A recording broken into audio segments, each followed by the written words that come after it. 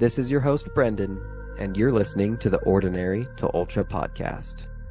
Each episode, I bring in an ultra runner and ask them about their journey to their first ultramarathon, or their first time running a new ultra distance.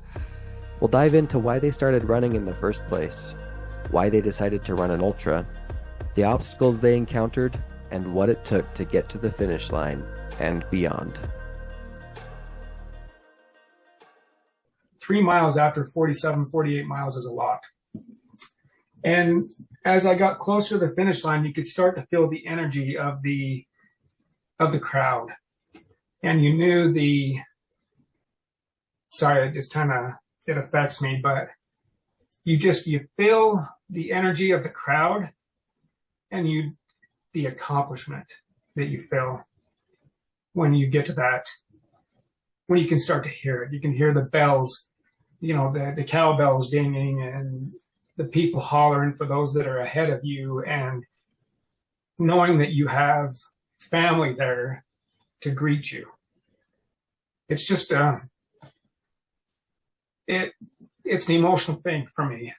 It's an emotional real life thing to come into that and accomplishing all of the hard work that goes into getting ready for this race. This is purely the reward. Hey everyone, Brendan here. You just got done listening to an excerpt of my interview with Chad Tripp. Chad recently ran his first ever ultramarathon and 50-mile race. It was the Snow Peaks 50-mile race near Provo, Utah, which is south of Salt Lake City, for any of those familiar with Utah. As you may have noticed, Chad got a little emotional in that excerpt I showed you. I really appreciate his vulnerability as he shares his story today. This 50-miler wasn't easy for him. He was experiencing knee pain for almost the entirety of the 50-mile race. So I can only imagine how special the moment is when he gets to that finish line and is able to say he completed this thing. So Chad is 45 years old. He's from American Fork, Utah, which is near where I grew up. But he lives in Springville, Utah today. He has a wife and 2 boys, ages 14 and 8 currently. He is a project manager for Comcast, and he likes to hunt, spend time with his family, vacation with his family. He especially loves cruising and going to Disneyland, Disney World, and doing road trips. Hope you enjoy the episode. Let's get into it. Hey, Chad, welcome to the podcast. Thanks for being here today. Appreciate your time. Yes, thank you. Thanks for having me. It's great to be here. Thanks. I'm curious if you've gone on any fun runs lately. Here in Utah, there's been some snow so far, but not a ton. I don't know if you're running on the trails right now or hitting the road or. Yeah, so I'm doing a lot of road. I've been doing a lot of road as of recently, but I have had a couple recent trail runs.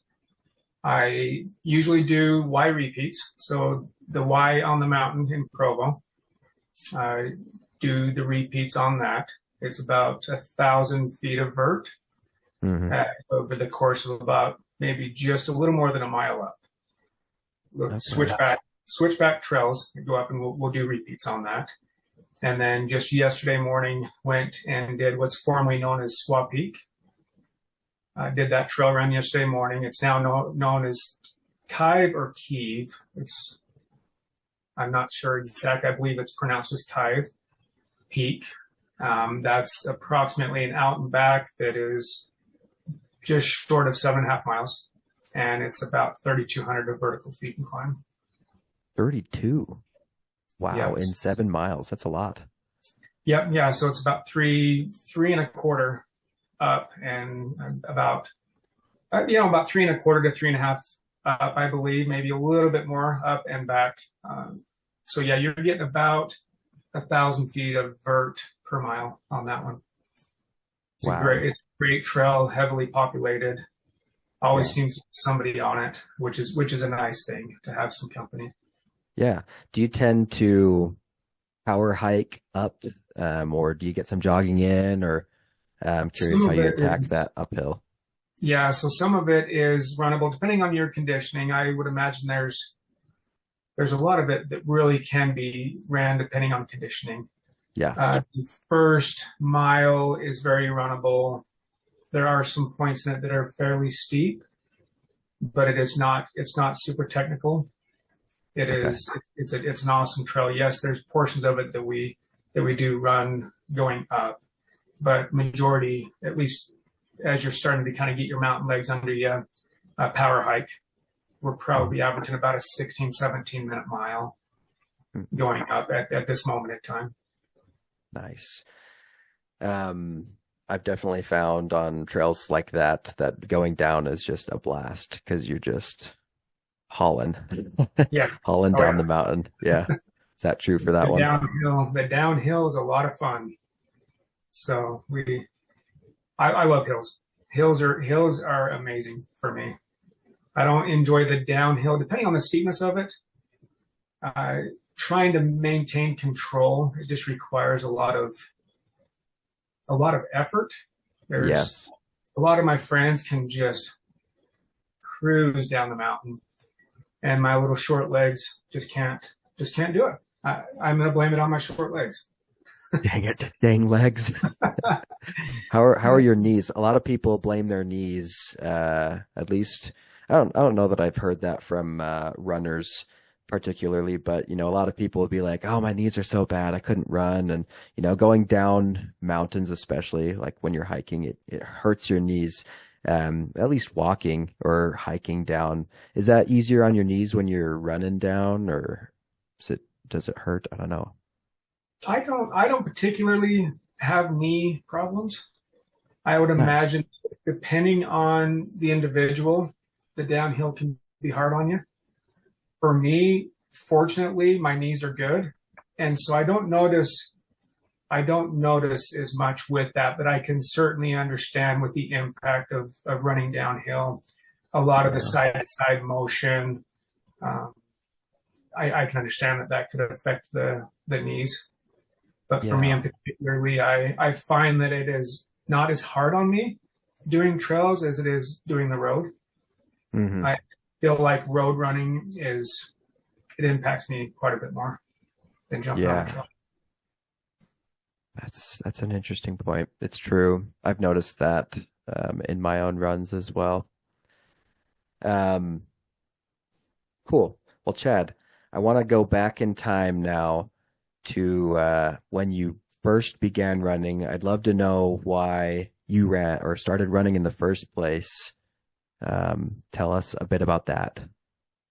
Yeah, so my very first half marathon, I guess I'll really touch on that because that is my most memorable experience. I believe prior to that, I tackled some shorter races, maybe some 5Ks, 10Ks along the Hmm. way. But this one is what I really key in as to be my first official race. Okay. And it was the Hobbler half in Springville, Hobble Creek Canyon, and Okay. that was in July of 2011. Okay. And for those that aren't in Utah, that is a location in Utah, near Salt Lake City. Correct. Yeah. So July 9th of 2011, that is a memory that really stands out to me because it was my first half marathon. I had a lot of preparation into it and really a goal set for myself for that race. And it stuck with me for a very, very long time. Mostly just kind of based on how everything went. But yes, that would be the starting point for me in my Hmm. running journey. And why why did you even start running? I mean, maybe before even the half marathon, what made you think running would be a sport for you, something you'd want to do? I don't really have an answer for that because it's Yeah. not like I For me, it's more of the challenge. Okay. I, Okay. I, I didn't really think much looking back. And yes, that's been some time ago now, but I look back and I don't recall looking at running as I do now. I Yeah. don't recall looking at have set for myself now that I did then. Ultra running was not really even in the foresight of my mind. Yeah. So my views of it now versus then are entirely different. And I don't know if it's so much the running. Yes, the challenge is there. The challenge is there every day. But for me, there was no particular driver to running other than, I believe, just the challenge of it all. Yeah. Okay. Now, I mean, that's a reason, right? It's just Yeah. that's something that's hard to do, and you wanted to do it to like prove to yourself that you could do hard things. Does that sound right to you? Yeah, it definitely is. And funny enough, in looking back, there was a coworker of mine Hmm. where we challenged each other. Oh, nice. So I look back at that and I can't remember where that stemmed from, but it was myself and a coworker that had signed up for this race. And it really just kind of became a accountability. We're going to do this race. We're going to train simultaneously, and we're going to do it. We're going to get it done. And that was my memories of this first race leading into it. So that had something to do with it. A little bit of competition. Yeah. And that always helps. Kind of dangle that carrot in front of you a little bit. Yes. And it helps get you going. Once you get going, you then develop the discipline and stay with it. But anyways, yeah. So that was part of it as well. There's somewhere in the equation, a coworker of mine, definitely, we had something going there. And he was also new to Yes. running. Yeah. Awesome. What was your fitness like at that time? Were you going to the gym at all, or was this sort of like the beginning of fitness for you as well?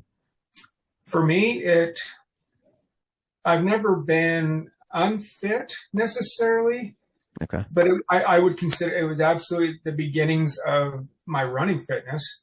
Absolutely. Just because running just wasn't happening. Yeah. Yeah. So as far as the running side of things, that was definitely the starting point for me. Okay. And this half marathon, what kind of training were you putting in to get this thing done? What did that look like for you? Yeah. So as many people that are just getting into the running scene, they're trying to Google research different programs. That's exactly what I did. Is I just went online. Okay. I found a program, run this, run that, and stuck with that. That's where I started with incremental mileage build up. And I would just run my house, do road running. I did have a route. And the one thing that I remember as part of it was my goal was to try to run and stay running without walking. That was always my goal, is just to stay in a light jog or run mode rather than, do like the run and walk. And there were some hills that came about along the way. And I look back and I just recall hitting these different points of where I did not want to have to walk, right? I wanted to run, and I felt it getting easier.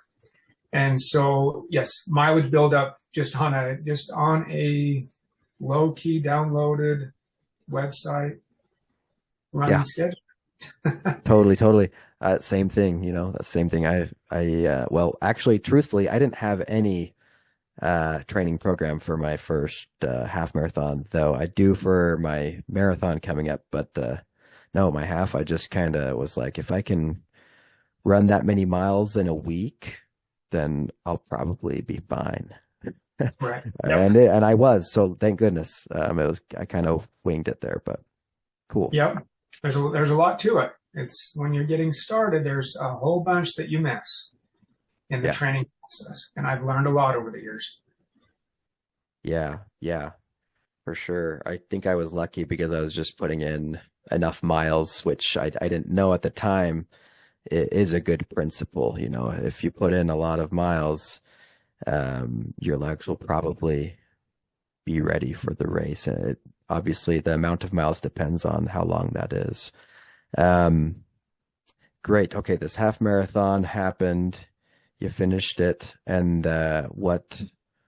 what was next on your journey towards your first ultra? So the next journey. So after that race, I did run into a little bit of an injury, that had occurred on that race. So looking back, I clearly took a break, and that's what a lot of people do, myself included, is you'll prepare for a race and then you'll stop running. And I believe that to be the case. I don't recall my next particular race, but my next big one that I did, many in between, was my first marathon. Mm-hmm. And that happened in 2018. So there's a number of years in between where some other things, other half marathons did happen. Other races happened, some 10Ks, that sort of thing. But my running was not consistent. And even leading into my first marathon, which was Utah Valley Marathon, in Provo, Utah, comes down the canyon. That was my next big endeavor. Very, very daunting race to be getting ready for. So yes, 2018 would have been my next. Okay. And your half marathon, remind me, what year was that? Again? That was 2011. 11. Okay. Yeah. Correct. Several years, several halves, you said, in that time period, sort of on and off. And then you're like, it's time. We're going to do full marathon 2018. Yep. So a lot of half marathons in between, a lot of 10Ks, a lot of just on and off running, no consistency in running at all. It would be run a race and then fall off, maybe find another race, train for it, fall off. That a lot of that happening between in 2018. Yeah. It's interesting. Why is it for you that you had those fall off times? So looking back at those times now, why do you think it is that you were sort of on and off like that with running? For me, it really just came down to, I would equate it to being lazy, maybe a little bit lazy, just because there's a lot of work that goes into it. And there's a lot of time spent. There's a lot of early mornings. There's just being tired, sore, a lot of soreness that comes about. And to be honest with you, a lot of that happens just because of not staying consistent, right? Once you kind of get over that hump, you're going to run some distances that you're going to continue to be sore. You're going to push yourself harder and continue to be sore, but it's a different kind of sore.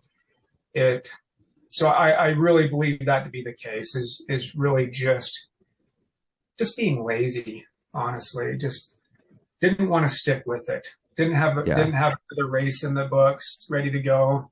Setting goals is a big thing that you need to get going. Once you can kind of establish that, and you establish the discipline and some of the enjoyment, that's really when things take off for you. And so I do believe for those 7 years, there was a lot of in between there, for sure. Yeah. And you don't think during that time that you'd found the joy in running yet? No, for me, the joy in running is really still to this day hit or miss. I know that it's something I know when I don't run, I do feel it. Whether it's my mood, I can just feel the missing piece when I don't run. People out, a lot of folks out there, they need to get daily runs in. There's certain aspects of the run that they just love, and for me, it's a love-hate relationship. Yeah. Sure. Yeah, that's so interesting. Yeah. But now you would say you feel a little empty or a little like something's wrong if you don't get your regular scheduled run in. Yes. Yeah. Isn't that weird? Same here. Wasn't that way at the beginning. It was like, oh, finally, I have a day off. Yes. But now it's like, if I miss a run day, this Christmas just happened. So we're recording this a couple days after Christmas here. And this Christmas week has just been nuts trying to find the time to put in a run. And man, it's just, yeah, I hate it. I Yeah. did not like having to miss my scheduled run on Christmas morning. It was a Monday. I always run on Mondays. I had to miss that day because it was just too busy. And I was like, oh man, I feel weird and wrong. Yeah. You definitely do. And without the discipline, that one missed run turns into two missed runs, into three missed runs, and that's where you fall off. Not you in particular, but Right. myself as an example, that happened a Yeah. lot. That did happen a lot, and it happened since my marathon in 2018. It consistently has only occurred over the last 2 to 3 years for me. Yeah. And so, yeah, that's really the starting point, is finding the time and really making the effort. Yes. We all have the same 24 hours in a day. We all are Yes. busy, have families, have jobs, the life things that happen. And it's really just finding the time to do it. And really just comes down to discipline. Yeah. That's really interesting. Yeah. Making the time, you make time for what's important to you. So figure out your priorities. Um, yeah, I was on and off for quite a bit of my life as well, honestly. It's only this last year that I started running and then decided to stick with it. And I think part of that was the races that I signed up for as well. And so you're right, like having those goals and those races along the way, it's something to work towards really can help you stay consistent. Absolutely. Very, very rewarding. The races are very rewarding. Yeah. The runs are very rewarding, right? Yeah. Because you get stronger. You get stronger physically. You get stronger uh, just overall. It's a great feeling when you start to get that conditioning in. So you mentioned your marathon in Provo Canyon. That's right. Yep, that's called, yeah. It's comes down Provo Canyon. It's the Utah Valley. Yes. So yeah, how did that marathon go? So Yeah. leading up to it, the training, because I feel like training is such a big element to the race, right? So the race is really the reward of all your hard work. Yeah. And I look back at the training on that being my first marathon. The training couldn't have been. I look back and it could have been worse, but Okay. it definitely wasn't great. And the reason I go there with that is because I found myself running the longer distances. Like I'll hit the weekend, kind of get my long runs in, and those, of course, are an incremental increase in mileage. And I would find myself missing one or two of the runs during the week, and some weeks, maybe all of them. And I'd find myself hitting the larger mileage runs, the longer runs on the weekend. And I look back, and it's just a wrong way to go about it. Complete opposite of really what you should do. Yeah. And so going into my first marathon, it definitely, I felt good for a majority of it. The wall is a real thing. The wall. Funny, and it is a real thing, but I feel like with everybody talking about it, ourselves included, Yeah. it's almost like you start to psych yourself out, right? You hit that 20-mile mark, and they actually even have an inflatable thing that you run through that says, They and really did. Oh my yeah, goodness. so That's the hilarious. wheels kind of start to fall off around that point there, and there's a lot of reasons why that can happen. So yes, the training leading up to that could have certainly been a lot better. I do look at my data back in those days, and I just cringe at the thought of my training, how I trained. And I just cringe at that thought because it was just so, it just wasn't great. Okay. Because it was really spotty. Very spotty. Yes. So you'd show up. How'd those long runs feel when you hadn't run during the week? Did they feel like fine? You got through them just fine, or did they kind of hurt? Oh, no, they definitely hurt. I would definitely feel it. Okay. I think more than anything, it's how you would feel after.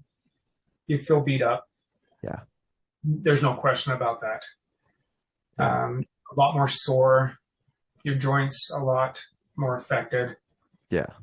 It's just kind of almost like going back into a run for the first time. Yeah. Yeah. But you you ran through the wall. Yes. Literally. Yeah. That's funny. Yep. How'd you feel when you got to the end? Mentally and physically, like how were you? It was an exciting moment to cross that finish line. I wrecked, definitely wrecked. Mm-hmm. Wrecked. Yes. One word. Yes, wrecked kind of sums it up. Now, it wasn't a point of where I've had some friends that have ran marathons, and even one or two on that same marathon where walking was extremely difficult for them, even that day or in the days to follow. Mm. For me, I could get a run in within a few days, within 2 to 3 days, I could get a run in, but I would fall off. Right? It's going back to that. You have that carrot, you have that goal, you reach the goal, you feel like you could run, and then you just kind of fall off until the next race you sign up for. So I don't recall. I was wrecked for the race itself. Within a few days, I had recovered. It wasn't a complete train wreck for me, but it wasn't. And okay, so this was your first marathon. Mm-hmm. Now, what? So I know your first ultra marathon was a 50 miler. What led you to sign up for your first 50 miler? Right. So I have a lot of friends that are in the ultra world. I do have one in particular that his running journey, I could follow him on, different platforms, and just watching his consistency, his journey in running really just intrigued me. And again, for me, it goes back to the challenge behind it. And so that's what is a driving factor for me. And of course, the 50 miler being my first ultra marathon, I did complete my first 30K, and it was a trail race. And it's one that we didn't even touch on offline here, but it was a Bryce Canyon 30K. And although that does not really fall into a ultra because it doesn't hit the distance, I considered it my first kind of ultra just because it was my first trail race. And that did occur in 2022. And so that was really the starting point of diving into the ultra world, was that getting on that trail. I played it safe. I enjoyed it. It's definitely harder than the marathon in some aspects, but easier in others.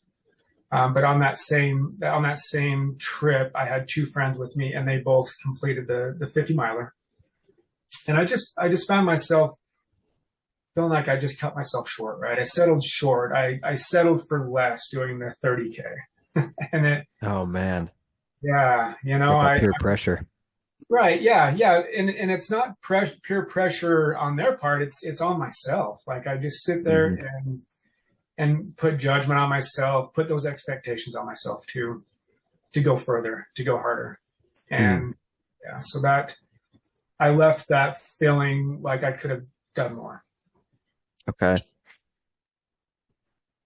This pressure you're talking about, you feel like it was a good and positive thing in your life, or a negative thing? Because I think it could go either way. There's positive peer pressure where you're pushed to do something that's good for you, and then there's like peer pressure to go jump off a cliff, like bad peer pressure.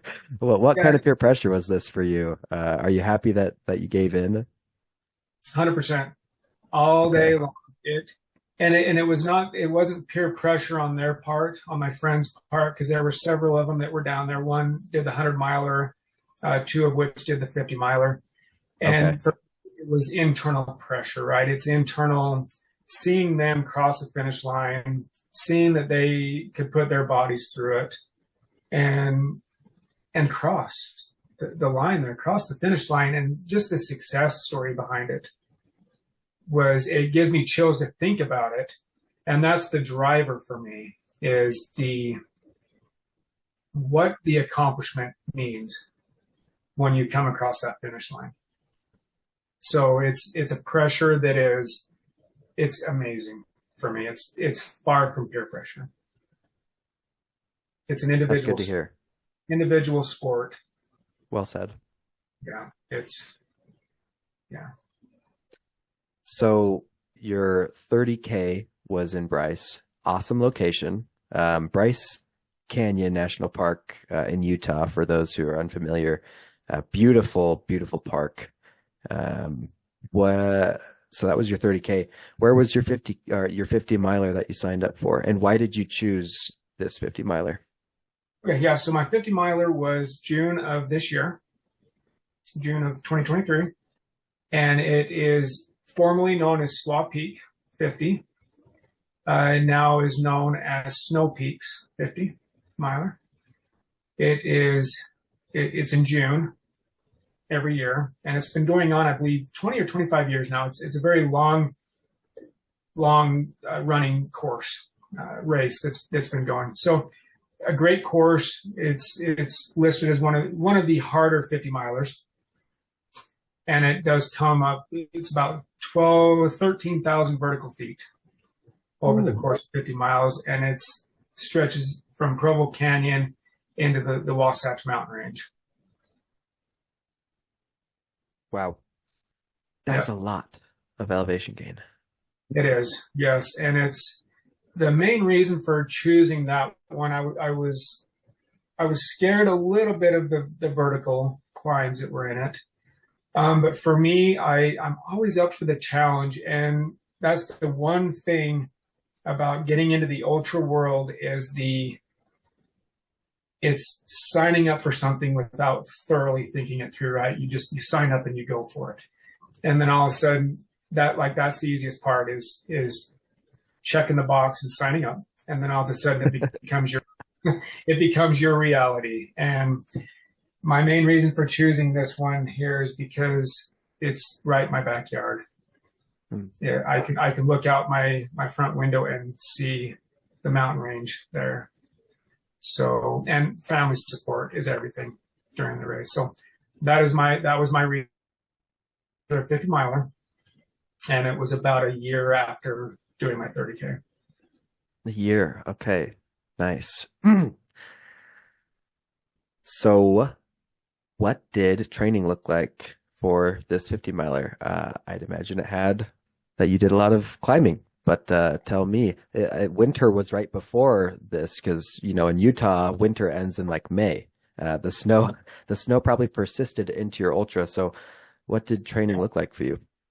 Yeah. So the training was, many of those that are going to listen to this podcast are not a lot, maybe from Utah, many that are not from Utah, but we actually had one of the heaviest snowfalls in the last 30, 40 years, right? So we had a ton of snow. Yeah, the resorts average, I think, are 500 inches or something to that effect. I believe we ended up with over 900 at many of the resorts in the state. And so, yeah, that was a huge part of training. My training started in December, given that it was my first 50, my first ultra. Really wanted to kind of venture into it a little bit slower. I did have goals in mind, vertical feet per week and mileage that were required as I went and progressed. And I'm just pulling up some examples of where things were at. So my weekly vertical climb expectations for, let's just say, for the first month would be anywhere from 2,000 to 3,000, 4,000 a week of vertical feet. That could occur in a single run, power hike, or it could be brought into, 2 or 3 during the week if you wanted to do 1,000 per run or something to that effect. So I did have goals set in a program to really start hitting the vertical climbs. That started in the beginning of December and led into the winter months. We did get some early snowfall, so most of my training occurred in the snow on trails wearing spikes up. Yeah, many of the canyons all through the winter long. So, Yeah. Were you prancing? I did one run recently in some pretty deep snow, and when I was up in the upper altitudes of this trail, I was like prancing through to get through this deep snow. So I imagine last year, especially, that you're probably doing a lot of that. Yeah, there's a lot of times where we're the first ones on the trail, and so we're a blazing trail, and that's a whole lot harder. Yeah. It's harder. It's a lot harder on you. But it's excellent training. It definitely gets you ready. It gets you ready. It gets your cardio at a good place. Your physical conditioning is great. But again, it's those early mornings. It's the cold temperatures, getting into the single digits.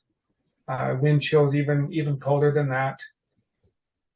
Snow totals, I don't know where they were at on these trails, but each time we would jump on these trails, it's like it changed the whole look of what the trail was or looked like. So my training it went on for about 5 to 6 months. And as the months would continue, as the weeks would continue on, the expectations for those vertical feet requirements each week increased. I do have stats from beginning to end. The amount of vert that I did over the course of my training was about 68,500 feet that I have had accumulated over those 5.5 months, with about 517 miles ran during the course of that. Nice. 62,000 calories burned. Yeah, it was a lot of effort. So, that's cool that you can pull those stats. Is this with your Garmin? Yep. So just using the Garmin Connect app, I just went through each month to month and looked at what each of those months looked like, and then I calculated them out. Okay. More for my records, more than anything, because it's really, when it comes down to it, is comparison is a thief of joy, and that's something that you got to keep in your mind. If you compare yourself to others, compare yourself to previous training, compare yourself to the previous run, it really can it can wipe you out, right? It takes that joy away from you. That's where I say it's a group effort. The community is there, it exists, but you go and you do you just be yourself. Just enjoy it. Don't compare yourself. And so when I look at these stats, they're nothing that I'm going to compare anything to. For me, it was just, what did I accomplish to get there? Yeah. I mean, that's just helpful to know. So you can compare those stats to how you felt on race day and go, okay, well, if this training achieved this result on race day. So that's super helpful. And we'll have to talk about, maybe we should get into race day. Before we get into race day, I want to ask, you said we a few times. Did you train with a buddy for this 50 miler? Yes, I did. I trained with a few people, one in particular, and she was not able to make the race. I believe it was due to injury. But her name is Felicia. Oh, okay. Yeah, we trained a lot together. I do have some other friends that they were there, but she was fairly consistent because she also was signed up for the same race and had the same goal. Wanted to get there, and an injury came in, and she had to defer, which is a very, very difficult thing to have to do. So Very For important. sure. Yeah. Cool. Well, I bet it probably helps having a buddy Yeah. to keep you accountable, and it's just fun running with other people and chatting. That's And cool. it's safer too. When you get up into the trails, Mm, it's nice to have somebody with you, and especially over the last winter, with that much snowfall, there were avalanches that were happening that didn't typically happen, and there was just a lot of background concern yeah. through those trainings, and so having somebody there with you just in case something happened, whether it be medical, physical, something to that effect, it's nice to have. But again, the accountability is there as well, and that's helpful. Good point. Good point. All right, Chad. What did race day look like for your 50 miler? I want to know all the details that you can muster from when you woke up, how you're feeling, what you ate for breakfast, to like conditions when you showed up, and how you felt throughout your race, and then how you felt when you finished. But yeah, let's head into the real story here. Yes, thinking about that race gives me chills because it was just That's a good such a, thing. it really is. It's the night before packet pickup. You have a spaghetti dinner. You kind of meet some of the people you're going to find on the trail. You sit with them. You have some dinner. That awesome. Just the community overall. Leading into the morning of course, it's that early morning wake up. I typically go for bananas, oatmeal, things that I eat while I train. You don't ever want to go away from that. You want to try and keep that consistent. And so I keep it simple, lots of oatmeal, bananas, things like that. Leading up to the race itself, temperature wise, it was cooler, but not cold. Dark, I believe it was a 5 a.m. start time. Dark, cold. It starts up in the canyon, up Provo Canyon. It goes down just a very short paved section. It starts at a park and goes down a paved section, and then from there, at about 2 to 3 miles in, it drops or moves into a single dirt track run, and that's where your vert begins. Just the overall mood of everybody that morning is just awesome. It's the environment. It's the race director. It's just everything that you want to have to get you going and to get you excited. You're about to venture into a 12 to 18 hour, 20 hour, depending on where you're at, distance where you're going to be at it all day long into the night. You're going to be starting in the dark and potentially ending in the dark. And that's a big undertaking. And so having that motivation, having people around you to keep you excited and just to enjoy that experience is great. And you meet new friends on the trail along the way. But yeah, mile 3, that's when the vert begins. You have about a 6 mile stretch with it's probably about 1,500 feet in climb, roughly. And I wish I had the stats for that because it's a pretty good climb. You hit your first aid station in that area there, and aid stations are amazing. The food's amazing.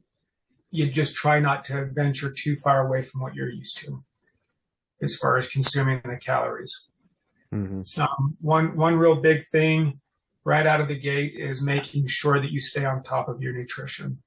And these are all things that you have to implement in your day-to-day training leading up to the race and stay with that. But you don't want to get behind on your nutrition, don't want to get behind on your hydration. So stay on top of that. Electrolytes are a big deal. Did you have alerts set for yourself, or did you just mentally check yourself every once in a while to make sure you'd stayed on top of it? What'd you do? Yeah, so that was one of the biggest challenges for me is really just eating, nutrition. And that's just in general. Because you end up getting behind before you realize it. And so I do have an alert set on my watch every 30 minutes, just as a reminder. And so, yeah, it'll go off And, sometimes I won't feel like eating, other times I would, but you have to just listen to your body and stay on top of it. So yeah, a 30-minute alert for me. Nice. Okay, so you hit first aid station, still feeling pretty spry. Yep. Hit the first aid station.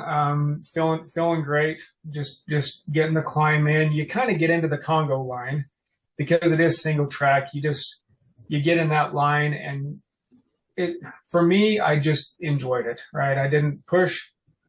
I just stuck with that line. Once you kind of get up to the first road where it comes off the single track, that's where you can kind of start breaking out and covering more distance if you want, or, just stay at the same pace, but it gives you the ability to get around people. People can get around you, different paces. So yeah, just really enjoying that Congo line, because I believe that to be the case in a lot of races out there. Just go with it, enjoy it, enjoy the company. When you have that opportunity to pass, do so. But yeah, get into the road. There were some avalanches that had crossed the road in a couple places. The actual course itself had to change from normal to kind of just a different course. They had to compensate the course because of snow. You get into the much higher peaks, there's a lot more snow and it's not passable. So we did have to go up and over a couple avalanche crossings. At that point in time, being in June, still quite a bit of snow up there from these avalanches. You just go up and over them, traverse them. That was an interesting point in this particular race. Yeah, Chad, real quick, what kind of gear did you bring here to get through this like wet, snowy stuff? Were you wearing Gore-Tex shoes? Do you have some poles? Yeah. So just your standard hydration pack, what you'd be used to carrying, with your water, nutrition, and then I always use poles. Poles are nice for some extra footings. For me, there's a lot that don't like them. I enjoy them. So I carry poles. As far as the shoes, anything, gaiters like that, I didn't really have anything that was waterproof. I just used the same shoes that I trained in. And during the winter, you throw on the spikes and you throw on gaiters, but for a couple avalanche crossings, there really wasn't much of a need. And there's actually a couple spots where there's a little bit of water crossing as well. I believe there's two locations for that. You try to keep your feet dry, but sometimes that's not possible to do. So, were your feet dry for this race, or did they get wet? They didn't get wet until later on in the race. I believe it was about the 17-mile mark. Okay. It would be like the first main water crossing that because of the amount of water that was flowing through. At times I believe that is a dry creek bed, but this particular, this year, it was because of all the water and the runoff and that, it had a lot of water running through it. So that was the first water crossing that you had to get your feet wet. And it seemed like I found a way to try to cross in rocks. I don't recall getting very wet there. But coming back was a little different situation, where I did get wet. Yeah, and when there are water crossings, I just don't know this, because I haven't run a trail marathon or ultra, but when there's a water crossing, do people just truck through it and their feet are just wet for the rest of the race? Or do you like take your shoes off? Do you put a new pair of socks on? Like, how do people do that? Yeah, it's all preference, really. It's nice to cool your feet off. It's nice to get wet, especially when it's exposed. This one was hot. It was an exposed section of trail. Actually, a lot of the trail in this area that I'm going to be kind of leading into was very hot, very exposed. And so getting wet was nice, but then with wet socks comes potential for blisters and, Yeah. different effects like that. And so, yeah, at the aid stations, which most of the aid stations were accessible by family, and you could have drop bags, so you could place new socks in there. You could have family bring new shoes if you needed to. I didn't really need any of that through the course of this. But yeah, people will remove their socks and shoes and walk through the water. Some just trek right through it. Or you just try to find a way to get across it without getting very wet. Cool. The drier you can stay, I believe, the better off you're going to be. Yeah. My opinion and what I've heard, honestly. Cool. Great. Thanks for your opinion and experience there. Okay. Where did we leave off on your experience here? Yeah. So going to this is the interesting part of my race. At about a mile 11, my knees, we talked about the knee thing and training, the training and the downhill and all those sorts of things. I started developing a little bit of a pain in one of my knees, believe it to be my right knee. And that was at mile 11, as I was hitting, I think it was the second aid station. And it really started to bother me there. And I hit that aid station. I could feel it. I was just trying to figure out what was going on, and just kept pushing through. So hit that second aid station, continued on, hit some runnable trail. Then my other knee started to act up. So now both of my knees on the sides were starting to bother me through the course of the race. And very early on. But I just kind of fought through it. It was a lot of the downhill that hurt me.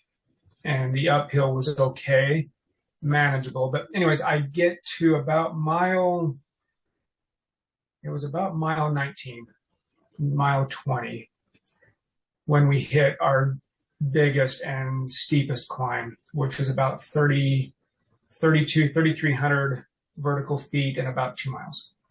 So it's straight up. And it's not switchback. It's straight up this mountain.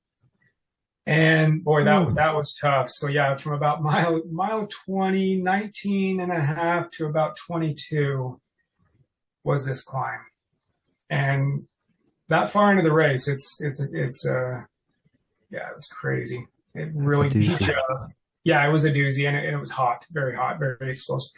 Anyways, it was once you get up to the top of this mountain, you drop down and you get on this road. It's called Squaw Peak Road. But it's very, very nice road, very runnable. I could run about 100 yards, and then I'd have to walk it out. And then I would run it again. It was so frustrating because physically, cardio-wise, I was great. I had the energy. It was hot, but I was staying up on my nutrition. I was staying up on my hydration. I had great company. I just couldn't run because the pain in my knees it was rough. It was super rough. Through that section. Yeah, sorry. No, I didn't say anything. I just said, dang. Yeah. So I get to what would be I believe the fourth aid station. I took a break there. I was trying to massage the sides of my legs out. Figured if I give myself a little bit of a break, that would help the knee situation, because obviously coming up, we had to go back down onto this trail, and all downhill again. Just took away this runnable terrain, and I can only run a portion of it and then walk it. Run a portion of it, walk it, and I fought through the pain. Get down this canyon, hit up onto this trail. These great people, one of which I know, had just a little aid station they'd set up themselves. They had otter pops and ice, and it was great. It was so refreshing. And fortunately for me, they had a massage gun. So I started massaging the sides of my hips, the sides of my legs, because at this point I'm 26 miles in, 27 miles in, had a lot left to go, and massaged them out. Anyways, the pain just kept getting worse. Made it to the next aid station. That was where I picked up my first what would have been my only pacer. And her name is Sierra. She was my one and only pacer, but her husband, Kevin, just snagged me on the trail in between and jumped in with me. And he just kind of pushed me through. They would work on me at the aid stations, try to get some stretching in, try to massage it out. Ultimately, it was my IT bands. That was the injury. That was what stumbled into my race day life that day. Leading up to that, nothing. I didn't really have much going on. So don't know if you have any questions leading up to this point. I know I'm kind of navigating through the day in the aid stations. Yeah, that's going well. That was the main focus, was my family being at the aid stations, the support that they were providing, the signs, just the energy. The aid stations aid stations on ultras are just next to none. It is amazing. Aid stations in general are amazing. When you get into the ultra world, it is like the best thing in life is these aid stations. And the people that work them are so kind and considerate, and the food that's there, the nutrition you can take in, the overall experience is incredible. And different people with different backgrounds, they can help try to either keep you going, keep you energized, or work on different things. If you have blisters, things like that, they'll work through. And that's where I would put my focuses on my legs and massaging them out. I believe it to be tightness, that sort of thing. So anyways, I pick up my pacer. That was at mile 20, believe it to be mile 24, where I picked her up, and she carried me through to the rest of the race. The climb that I was talking about coming out is about 1,500 feet over probably 3.5 miles, where you go back up into the canyon before going back on a road. And at that point, you have some gradual climbs, but then you get that downhill, and then you get back to the start line. But she worked me through that, try to keep my heart rate down, cooler. You get into that canyon, you've got the water running down, it keeps things cool. Really just focusing on keeping your heart rate down, keeping that energy level high, making sure that my knees weren't going to get worse. A big deal. Pacers are, if they're really keened in on your condition, how you're feeling, they have the experience. They know what it's like to run this distance. They know what they need when they're running the distance. And so it's nice to have that support. So that would be a huge takeaway for anybody going into an ultra, is lining up your pacers. Great. Super helpful. But anyways, yeah, just pushing through the pain. It was a lot. It was a big deal for me. It was frustrating. Mentally, it kind of got to me. It robbed me of a lot of runnable terrain, and it cost me some time. But I pushed through it, and I ultimately finished my race. I did cross the finish line. It was just short of 52 miles. It was an out, almost like a lollipop. You go out, you circle around, you come back on the same trail, and you basically come back. Yeah, you come back on the same trail you left on. Okay. Yeah, I was going to ask if this was an out and back, and it sounds like it pretty much is. Yeah, and it typically is not, but because they had they had to restructure the course because of the amount of snow. It normally is not laid out that way. It's usually just a great big loop. And they both have their own climbs in them, right? Their own challenges. The original course, the climb is later on in the race. This particular course had the climb kind of mid distance. Both probably created equal. I understand that this adjusted course is a harder course than the original, but I don't have any way to judge it. I'm signed up again for this next year, and I'm hoping to be able to take on that new course or that existing course to kind of get a comparison of my own. Yeah. Hopefully the easier experience this time. Yeah. Yeah. That's... So yeah, so just kind of pushing through the pain again. It's all about what you're not, just plan on things to not go according to plan. You have to be able to adjust the way you train in preparation, nutrition, hydration, all of that. You want to keep that the same, but just know that your race is not going to go exactly as you plan. And that's why I really threw that in there. For me, it's not a pity party, and I don't use it as a crutch, but for me, it was something that I hadn't experienced. The distance in general, I that, but having both my knees act up, and looking back, I've learned what was the cause for that, and I hope to correct that and not experience that again. But if it isn't something with your physical side, maybe you'll end up with some GI issues. Maybe your stomach will bother you, or something could happen that you just have to be able to adjust on the fly, and just be prepared for an experience that you're not anticipating. So you made it to the finish line. You pushed through the knees, I should say. How'd you feel, not just physically, but also like mentally, emotionally, when you crossed the finish line? Yeah, so I just remember that last 2 to 3 miles, and it was, I was just exhausted. Having my pacer there, she'd say, "Look, you've got to run, or let's run to this point." And so I would do that, and I would just get to a point where I'm like, I just want to walk. I just have to walk, and that was the last 2 to 3 miles of that. And so at that point, I just kind of felt so tired.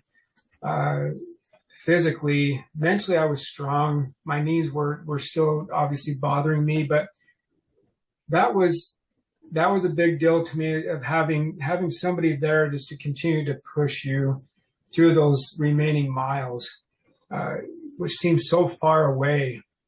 But having covered that much ground, it really just wasn't that much. But it's just 3 miles after 47, 48 miles is a lot. And as I got closer to the finish line, you could start to feel the energy of the crowd. And you knew sorry, it just it affects me, but you feel the energy of the crowd, and the accomplishment that you feel when you get to that, when you can start to hear it. You can hear the bells, the cowbells dinging, and the people hollering for those that are ahead of you, and knowing that you have family there to greet you. It's just it's an emotional thing for me. Sorry. It's an emotional, real life thing to come into that and accomplishing all of the hard work that goes into getting ready for this race. This is purely the reward of your effort. This is what you put years and months and weeks and years and early mornings and late nights and just the planning overall. This is what makes it. This is what makes the experience for me. And it's emotional for me because it's huge. It's the people you surround yourself with. It's from race director all the way down to pacers, to family, to your children, to people you meet on the trail, lifelong friendships that are developed. I was able to meet a friend along the way, which I had known this person over social media because they're an ultra runner and they've ran 50 milers, 100 milers and that. But just the relationships that you gain from all of this is just huge. And so coming across the finish line, you get that extra boost of energy, and that third, fourth, fifth, sixth, whatever wind it might be along the way, because it's different for everybody. All of that just it just goes away. And you You can run in with your family members, your kids, or just the people at the end. It's just the energy. It's just something to live for. And I don't know that that is my driving force, but accomplishment. I love the challenge. It makes the hard, crazy training regiment and the time, the time, the needs of time, the demands of that. It all becomes worth it. And that is what makes it so rewarding for me. And so rewarding that I've signed up again. I'm on the hook again this coming year. And I'm on a waiting list for a 100-miler. And I don't know, that's a whole nother animal. Which one? It's Bear 100. Yes. Come to Logan. Yes, I know that's your backyard. And so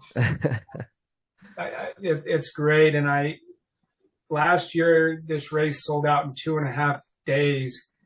This year, it sold out in like 2.5 hours. And so I'm on the waiting list. And I don't know that I'll make it in, but we'll see. We'll see how that ends up. But well, Chad, if you make it up here, please make me one of your pacers. Okay. Yes, I would love to consider it done 100%. It's just an experience. I've been able to pace friends of mine. One of my running coaches, I paced him on a big race, Cocodona 250. I spent 30 something miles with him on an overnight. My friend Sierra, who paced me, I was able to pace her through 23 miles of the Wasatch 100. It is just lifelong memories that all come around, and it's such the community's bigger than you think. It's a small community, but a large. I don't know. It's so weird, but I'm telling you, the friendships that you build from these races, from half marathons all the way up, it becomes a different world in the ultra side. But it's just incredible, and it's emotional for me to think about. But the finish line couldn't have been more rewarding. Just couldn't have been more rewarding, as you can tell. I try not to get emotional about it, but I can't. I'm so glad you did. That is production value right there. I love it. Yeah. I'm not an emotional person, but But running. Yes. Ultra running. The finish line. I love it. Thank you for being vulnerable about it. I mean, I think you sharing your experience there is just going to be incredibly valuable to those who are considering this at all. I was one of the interviews that I had just a few weeks ago. I was talking to Miles Victors, and we talked about how sometimes we don't feel that glorious moment at the end. But I'm glad that sometimes you do. And I'll have to work on what it is that makes it happen or not happen. I'll have to figure that out. But I'm glad that happened for you. And I mean, you deserve it. You deserve it for all the work that you put into to get there, like you said. You mentioned your future races you've got going on. That's amazing. Super excited for you for Squaw round 2 and hopefully Bear. I really hope that happens. And I just want to ask you, what advice would you give someone that is just starting their ultra journey? Maybe they've run a few marathons like you and are looking at getting into a 50-miler. Maybe they're just starting to look at running at all and are interested in becoming an ultra runner someday. What advice would you give these people as they are getting into this sport? What one piece of most important advice? Consistency. Consistency is a really a big deal, because it's the hardest part is getting started, right? They say the heaviest door is the door into a gym, or perhaps maybe that door is the leaving your house in single digit temperatures at 4 in the morning or 5 in the morning, or you have to find a way to overcome that. And again, comparison. Comparison is the thief of joy, 100%, because you find yourself comparing to other people. Why can't I be there? Why can't I do that? It's your journey. It is your own journey. You make that journey with others, but it's an individual sport, and you have to just figure out what makes it easier for you to venture through, right? Whether it's setting up races, if you're wanting to try to, maybe lose a little bit of weight or something to that effect. There's different goals or different ends in sight, and there's no right or wrong way, but it's just staying consistent so you don't have to relive the aches and pains of stopping and starting, because that's really what you have to get past is the initial physical effects of running, because your joints have to get used to it, your body has to adjust. Those would be some of the main takeaways for me. Because you'll build friendship along the way, and those become invaluable. Yeah, I figure maybe once you get past those initial months of aches and pains, and you start getting into the community, like Chad's saying, I bet it's a lot easier to stay consistent and stay in. I think when you've got those relationships built and you've run your first few races, but it's getting started and then staying started, just keep going. Yep. And if you have to join into some of the platforms, the social platforms, and start to find some of those communities. There's different running groups out there that exist. It's sometimes you need that company, you need the friendships out there, you need the coworker that's going to sign up for the same race or have the same goals to really get you motivated to get out the door. Because motivation only gets you so far. You have to develop that. You have to develop the discipline to really stay with it when you're out there running all these miles on your own. Because that's a lot of what I do is I put a lot of miles in just on my own, just because of the convenience of it. And that's where the individual sport comes in. So, but find those social platforms, because those become drivers. Brandon and I, we connect on Strava, and it's just so cool to see the runs that you're getting in and watching your journey. And although it's from a distance, we're a couple hours difference from where we live, but it's nice to be able to pop on there and see what you're doing and just kind of be that support. It's from a distance. It's over the phone or computer or whatever, but those are motivation. That's motivation. Mm-hmm. Agreed. And you need that. You need that. Agreed. Final advice: find a few people on Strava that are also running, preparing for a race or something, and connect with them. It has been very helpful. Back at you, Chad, to just see what you're doing and what other folks are doing that I've connected with over this podcast. It's really fun to see what people are preparing for, what their training looks like, and you just give a little kudos on everything, sort of like Facebook, and it's just nice to know that someone else out there is seeing what you're doing and is out there with you. So yeah, they're out there virtually, and you're looking up to people, and people are looking up to you, and it's awesome. It's an awesome sport. Love it. It's great. Thank you. Thanks, Chad. Thank you for everything you've shared today. Your story is amazing. I've loved hearing about all of it, and appreciate your time. And hope to have you back on here after you've run the Bear 100. Yeah. I'll be happy to come back on if you'll have me. And it's been a great experience. Thanks for having me join in on this, and happy to share any experiences that I may have in the future.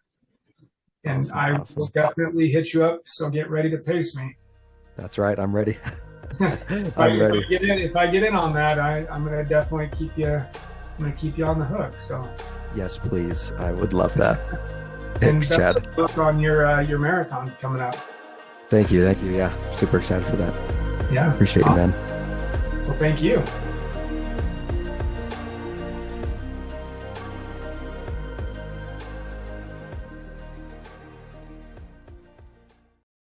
Hey, Brendan here. I just wanted to thank you for listening to today's episode.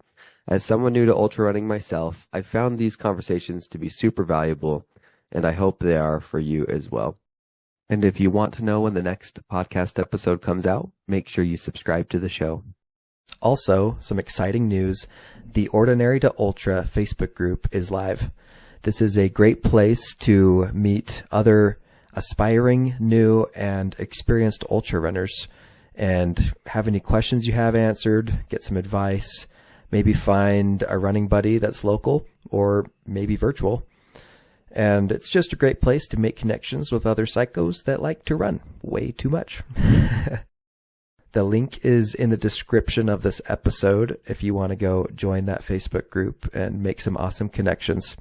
And that is all. Thanks again for joining me today, and we'll catch you in the next episode.